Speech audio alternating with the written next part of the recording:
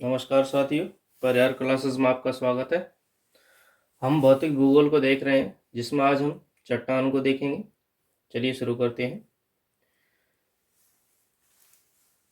पृथ्वी की ऊपरी सतह पर पाए जाने वाले कठोर आवरण को चट्टान कहा जाता है और पृथ्वी की ऊपरी सतह को ही लिथोस्फीयर कहा जाता है।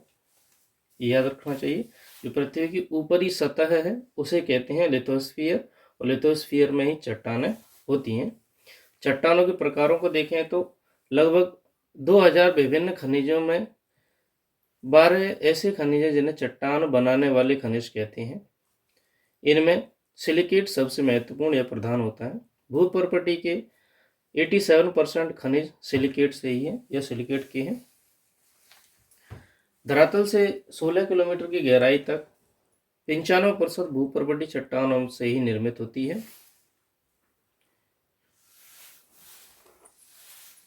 चट्टानें मूलतः खनिज के मिश्रण से बनी होती हैं और कुछ चट्टानें एक ही प्रकार के खनिज से मिलती हैं, जैसे कि बालू पत्थर, जो क्वार्ट्ज पत्थर होते हैं, वो संगमरमर हो गया, कैल्साइट का बना होता है।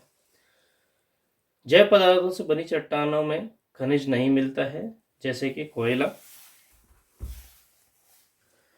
अर्थात पृथ्वी की सतह के निर्माण करने वाले सभी पदार्थ चट्टान या शैल रॉक कहलाते हैं।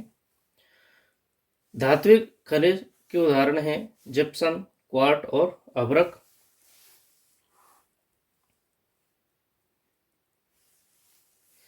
ये इनका कुछ ग्राफ दिया हुआ है परसेंटेज में। टोटल सेडिमेंट्री अवसादी चट्टानें हैं वे 75% हैं, और बिना अवसादी चट्टानें हैं वे हैं 25%। अर्थ के सेंटर में 95% आग्नेय चट्टानें हैं एवं 5% अवसादी चट्टानें हैं। अब चट्टानों के वर्गीकरण को देखते हैं हम। पहली चट्टान है इग्निशियस रॉक, यानी कि आग्नेय चट्टान। आग्नेय है।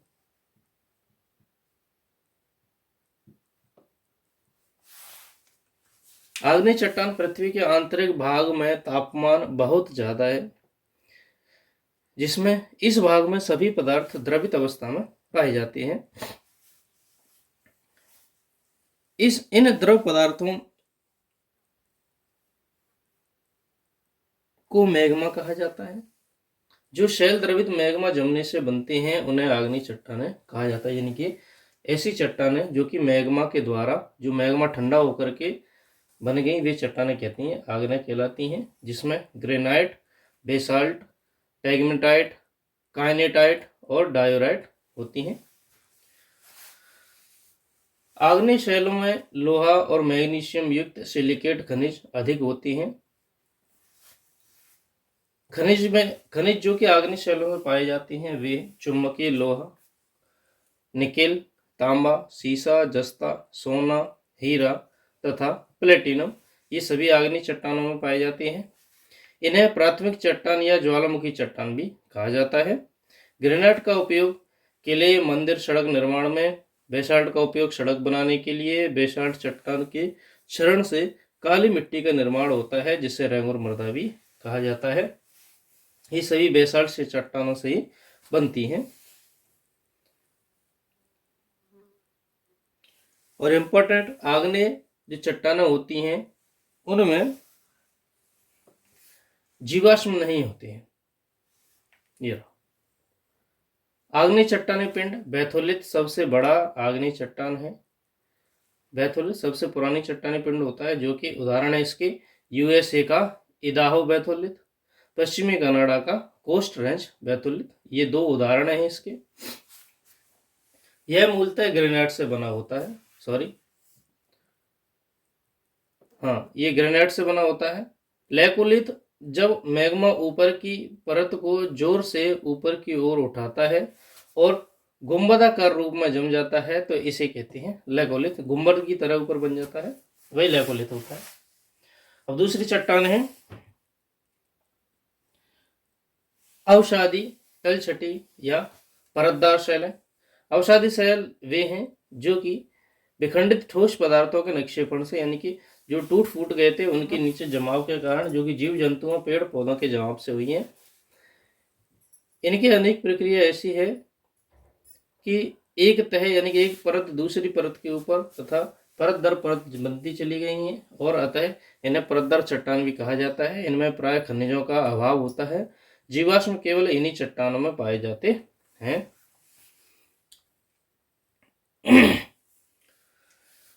अवसादी शैलों के उदाहरण देखें तो हम अप्राणीगत अवसादी चट्टान, इनऑर्गेनिक रॉक्स है, बालू का पत्थर, चूना पत्थर, लौह अयस्क, फास्फेट, इमारती पत्थर, कोयला, सीमेंट बनाने वाले पदार्थों के ये स्रोत अवसादी शैलें हैं।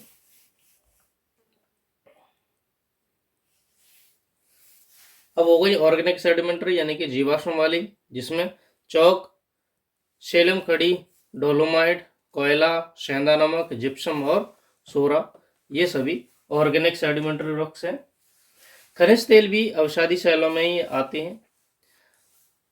वायु निर्मित शैलों, वायु के द्वारा बनाई गई शैलों को लोयस प्रमुख, जबकि हिमानीकृत शैलों को मोरैन कहा जाता है। यानी कि वायु के द्वारा जो बनी गई हैं, अवसादीकरण किया गया है, उन्हें लोयस कहते हैं, और हिमानी के द्वारा यानी कि बर्फ के द्वारा जिनको काटा छाटकर अवसादीकरण किया गया उन्हें मोरैन कहा जाता है।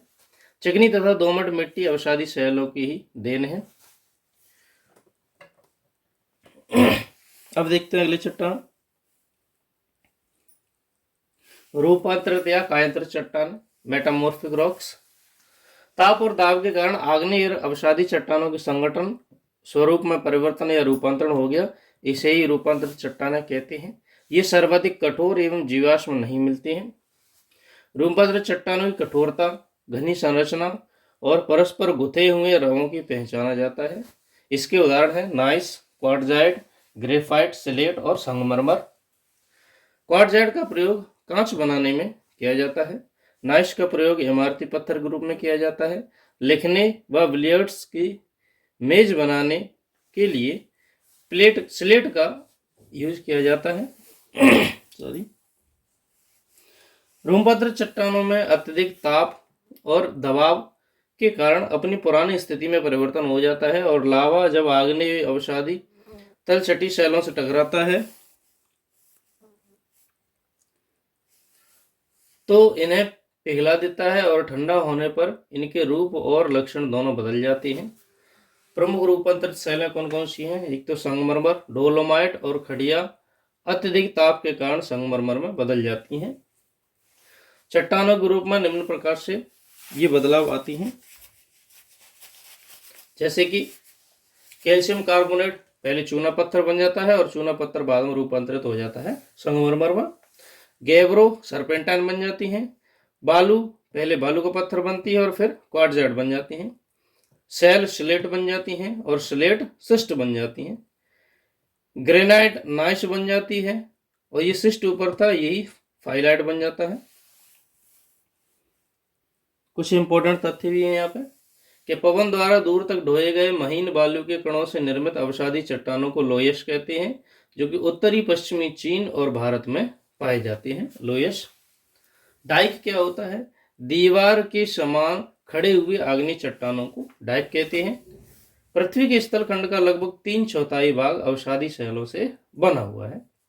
हिमानी द्वारा निर्मित चट्टानों के उदाहरण हैं कोलाश्म मृत्तिका, सेंधा नमक, जिप्सम, सोरा और रासायनिक विधि से बनी अवसादी चट्टानों के उदाहरण हैं। तो आज हमने चट्टानों को फिनिश किया। क्लास को अंत तक देखने के लिए धन्यवाद। Thank you.